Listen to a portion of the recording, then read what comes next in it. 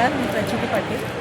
आपल्याकडे योजकचे सगळे प्रोडक्ट आहेत, जसे की आंब्याचं लोणचं, कोकणी ठेचा वगैरे आहे.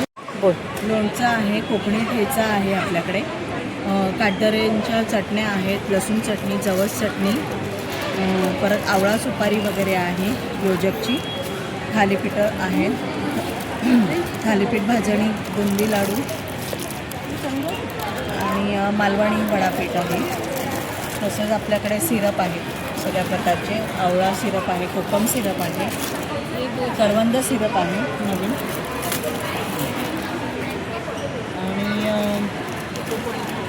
हे आहे फिश करी मसाला आहे काटदऱ्यांचा, कोकम आहे आपल्याकडे.